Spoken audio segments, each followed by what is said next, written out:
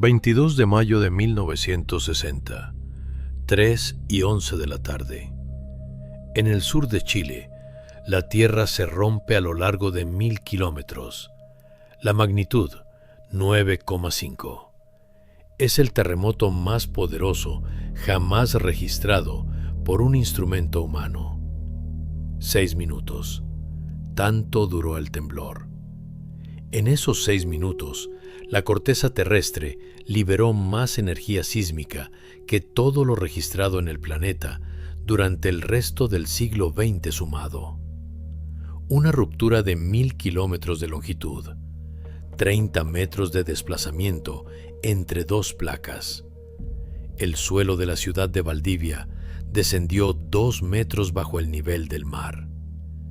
15 horas después, la ola llegó a Japón. 17.000 kilómetros atravesados sin perder fuerza. En la bahía de Onagawa subió 10 metros. 142 personas murieron en una costa que nunca había oído hablar de Chile.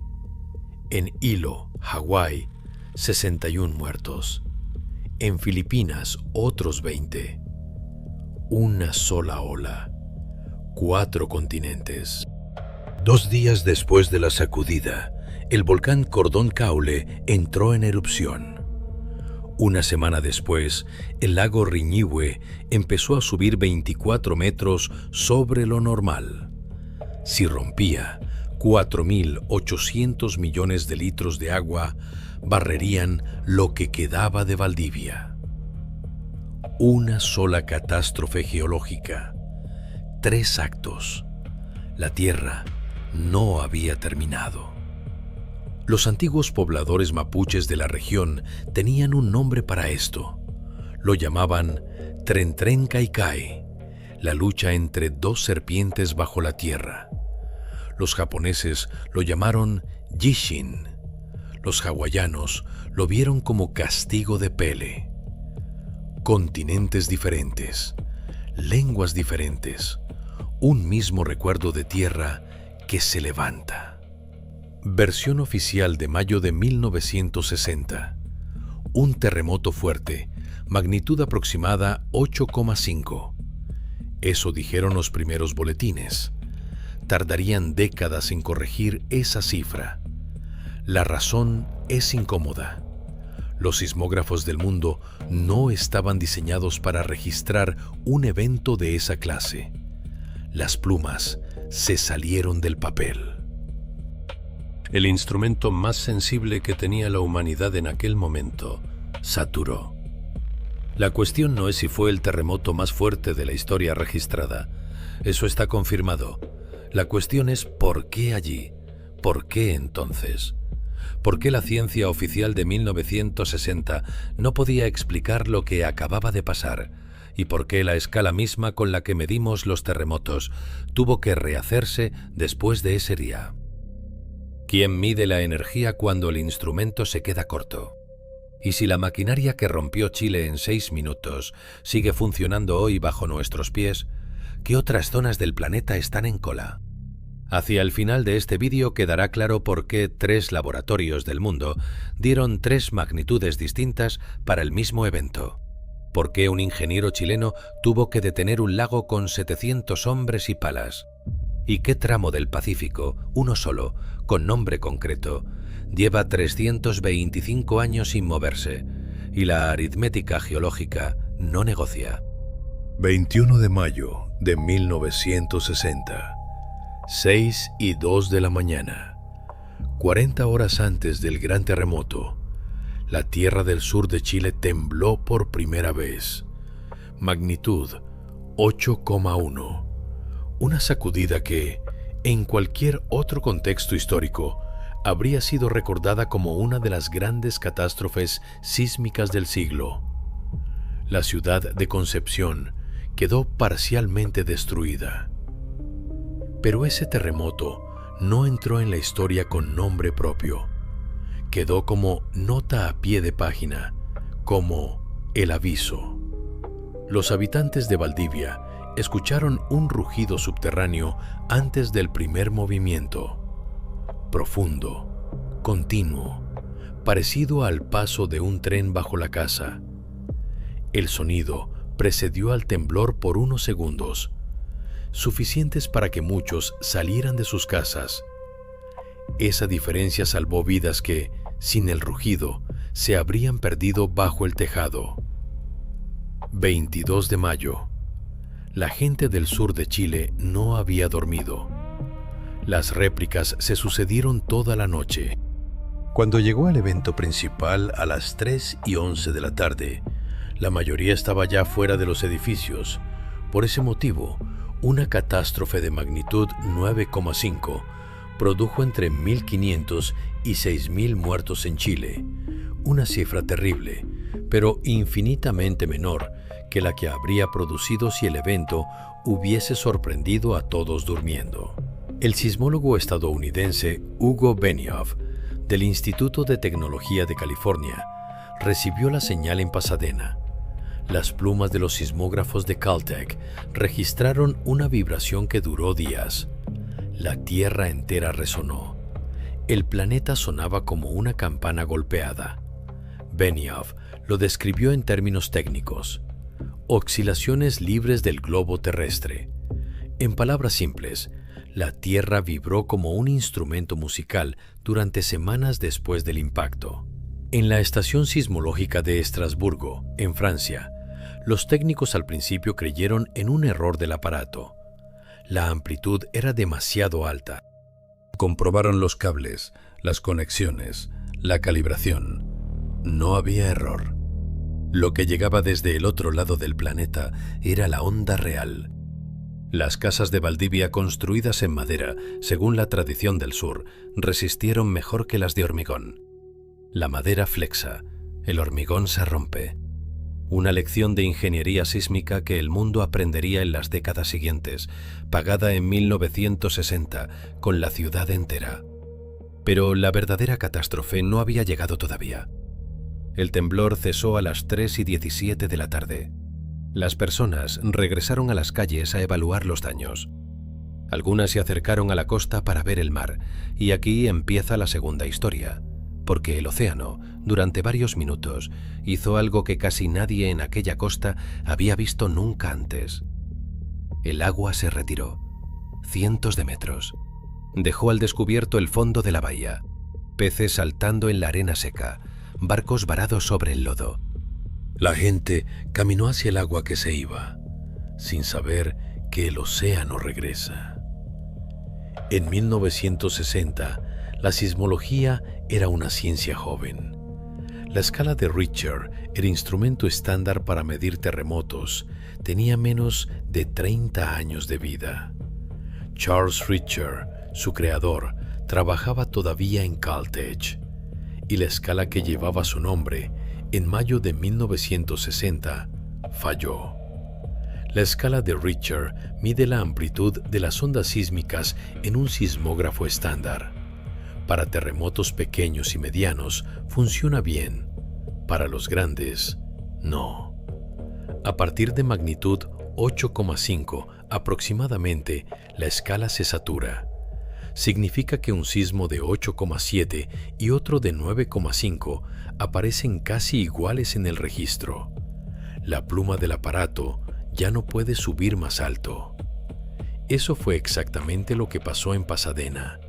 Los primeros boletines, emitidos en mayo y junio de 1960, daban una magnitud Richter de 8,3 a 8,5. Cifra ya monstruosa. Cifra ya errónea. La ciencia oficial no tenía herramienta para medir lo que había ocurrido. Y aquí aparece un dato incómodo. Los datos sísmicos originales registrados en Pasadena el 22 de mayo de 1960 tardaron décadas en reanalizarse con métodos modernos. Las primeras estimaciones oficiales subestimaron la magnitud en casi un punto entero.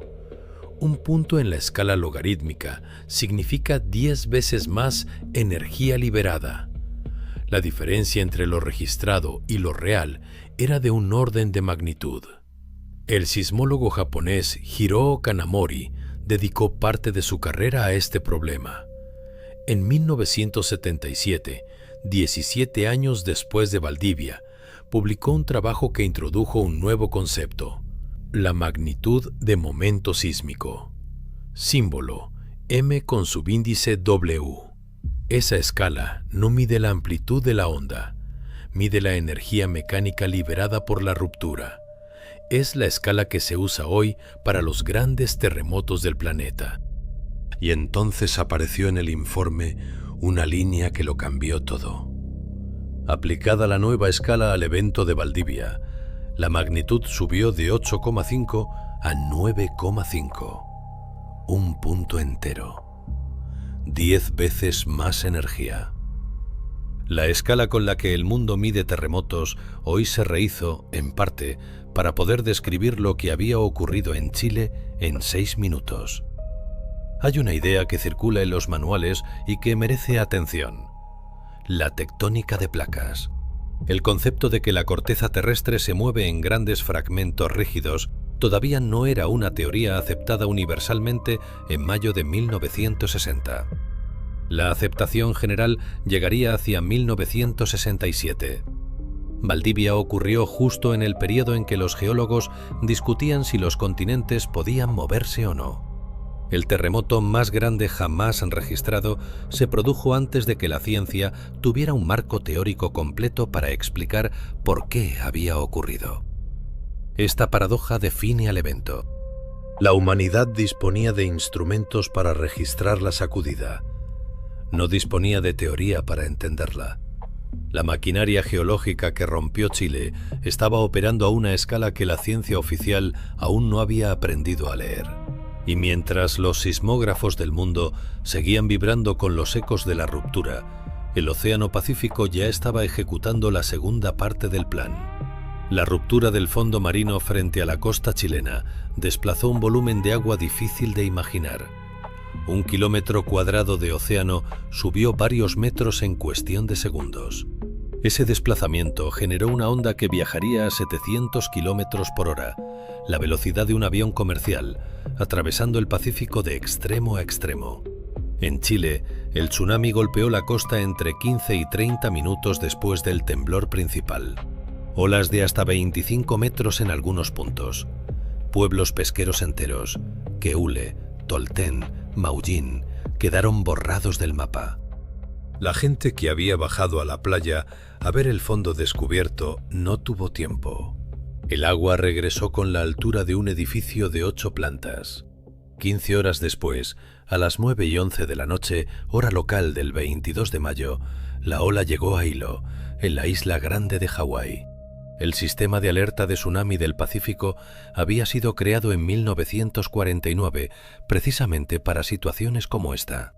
La advertencia se emitió. Las sirenas sonaron. Y aún así, murieron 61 personas en Hilo aquella noche. El director del sistema de alerta, Doug Cox, dejó testimonio escrito. Muchos habitantes de Hilo habían recibido advertencias falsas en años anteriores. El tsunami que había llegado en 1957 fue mucho menor de lo previsto. La población había aprendido a desconfiar de las sirenas.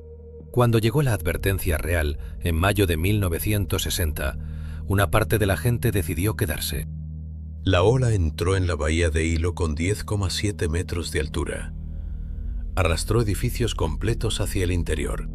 Lo que se conoce como la Noche de Hilo quedó documentado en fotografías de la mañana siguiente. Casas dadas la vuelta, automóviles aplastados contra árboles, parquímetros doblados como si fueran de papel. 7 horas más tarde, la ola tocó Japón, 17.000 kilómetros desde el punto de origen. La advertencia oficial no se emitió a tiempo.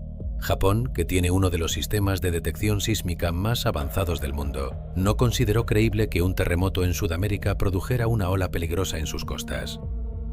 Onagawa, prefectura de Miyagi. Las cifras finales: 142 muertos. Aldeas pesqueras del noreste japonés borradas. Una costa que, 51 años después, sería barrida de nuevo por el tsunami de Tohoku de 2011, generado esta vez por una ruptura local en la misma clase de zona de subducción que partió Chile. El patrón geográfico del tsunami de 1960 dibujó por primera vez con precisión el alcance real de un sismo de escala 9. Filipinas, 20 muertos. Nueva Zelanda, daños severos. La isla de Pascua, en medio del Pacífico, registró olas de varios metros. El temblor que rompió Chile resultó ser, también, el mayor evento oceánico documentado. Si el tema de las catástrofes geológicas y las eras olvidadas les interesa, suscríbanse.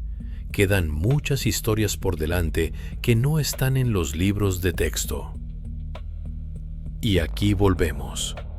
A las 72 horas del primer temblor, mientras el Pacífico aún registraba ondas, en el sur de Chile, el volcán Cordón Caulle empezó a humear.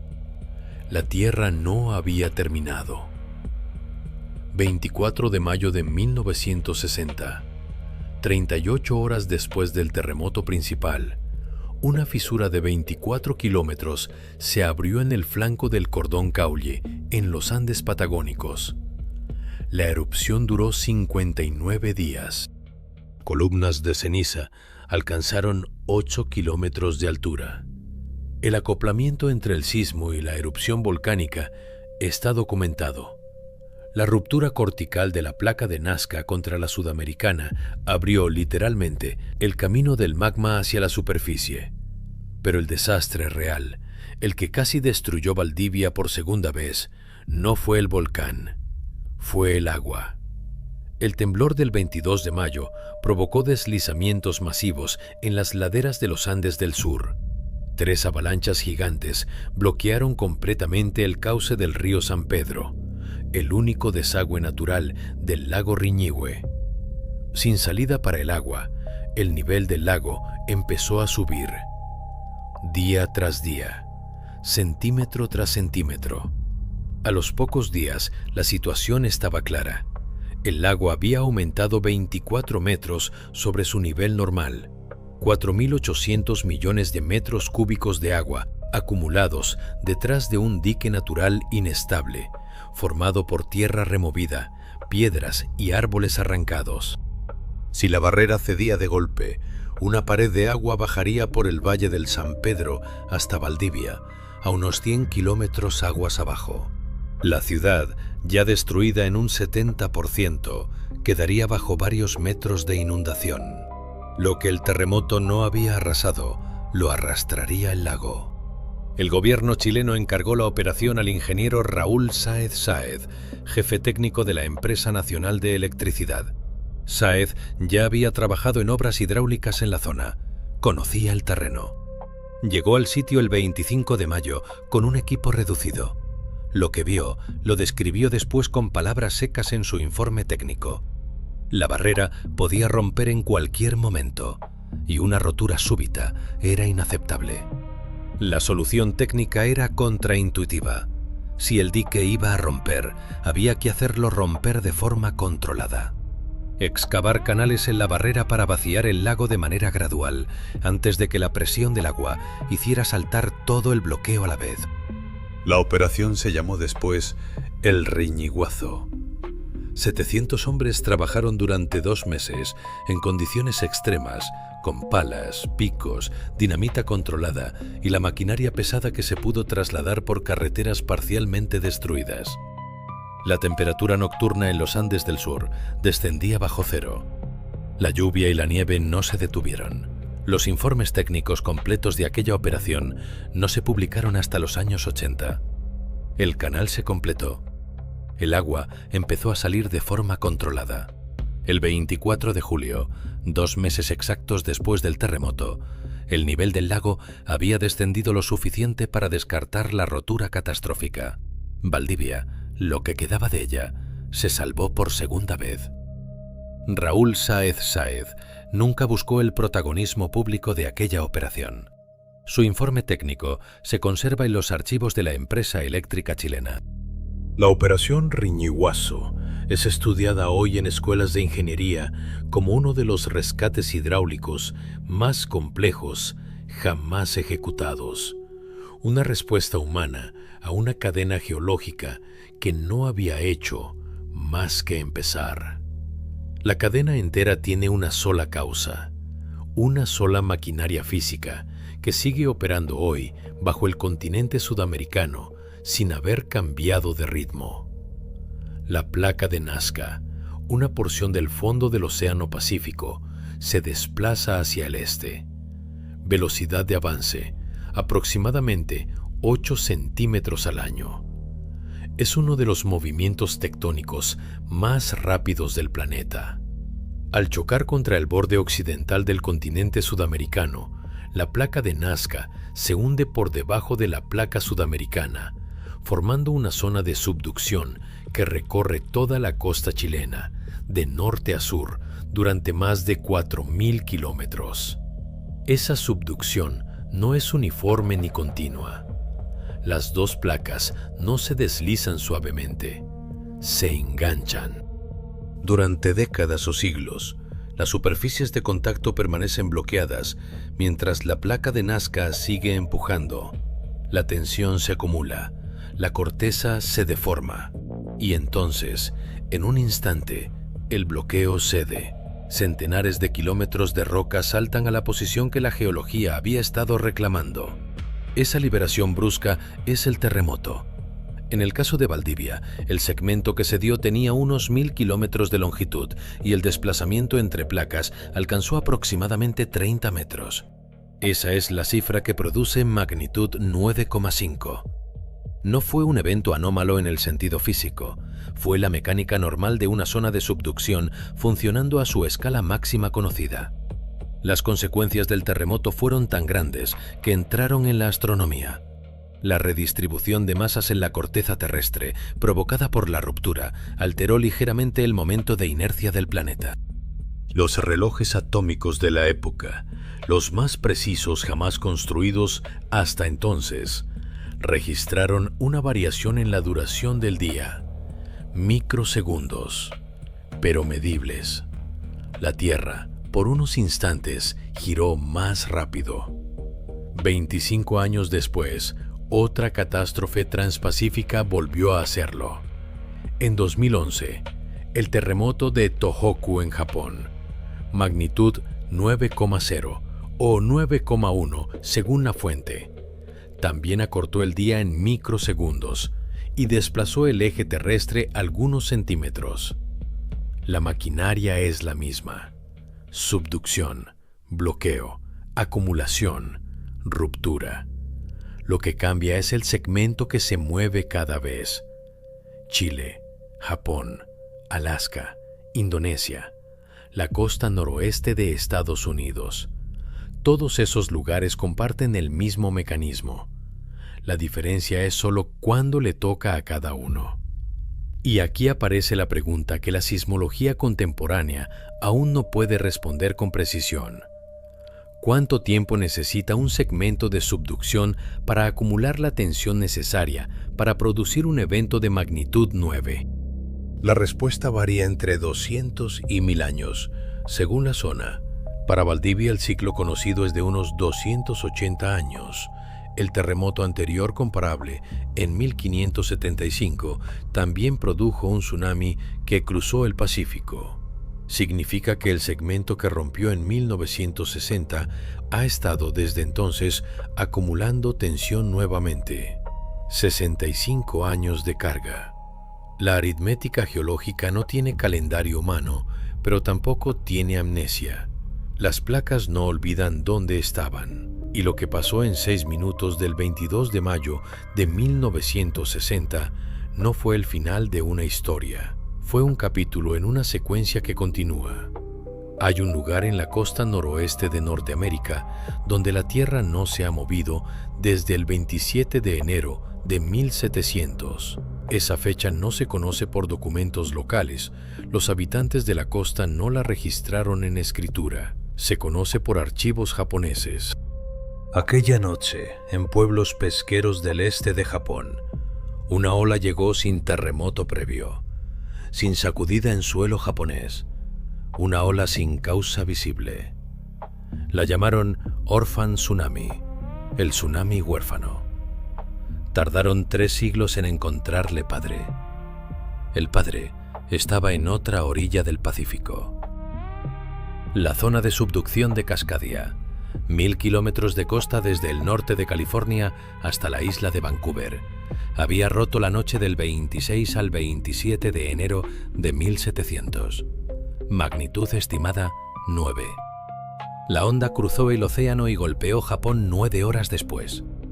El geólogo estadounidense Brian Atwater, del Servicio Geológico de Estados Unidos, dedicó décadas a reconstruir este evento. Excavó sedimentos en las marismas del estado de Washington. Encontró capas de arena marina depositadas sobre suelos forestales, la firma inequívoca de un tsunami antiguo. Combinando esos sedimentos con los archivos japoneses, fechó el evento con precisión casi diaria. Cascadia tiene un ciclo medio de aproximadamente 500 años para los eventos más grandes. El reloj corre desde 1700. 325 años acumulados al día de hoy. La probabilidad estadística de un nuevo evento mayor en los próximos 50 años, según los modelos del Servicio Geológico, ronda el 15%. La población actual de la zona de impacto directo supera los 7 millones de personas. La lección de Valdivia no es solamente sobre Chile. Es sobre cómo funciona la corteza terrestre cuando dos placas se enganchan durante siglos. Es sobre el límite de la atención humana frente al ritmo geológico. Las generaciones que vivieron el evento de 1700 en Cascadia están muertas hace 8 generaciones. Las que vivirán el siguiente aún no saben que están en lista. La placa de Nazca se sigue hundiendo bajo Sudamérica a la misma velocidad de siempre, 8 centímetros al año.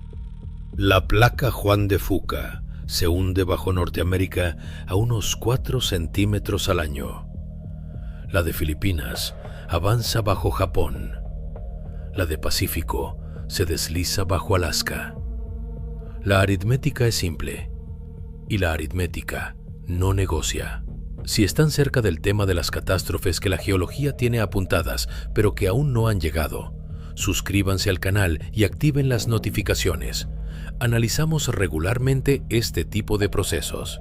El 22 de mayo de 1960, en 6 minutos, se liberó la energía acumulada durante varios siglos de bloqueo en una zona de subducción. La maquinaria que produjo aquel evento es la misma que opera bajo otras costas del Pacífico. Esa maquinaria no tiene memoria humana, pero tiene una memoria propia, escrita en la deformación de la roca y en la velocidad constante con la que avanza cada placa. La pregunta no es si volverá a ocurrir. La pregunta es ¿dónde? Y la pregunta es ¿cuándo? Y a esa pregunta, la geología responde con un silencio que dura hasta que deja de durar.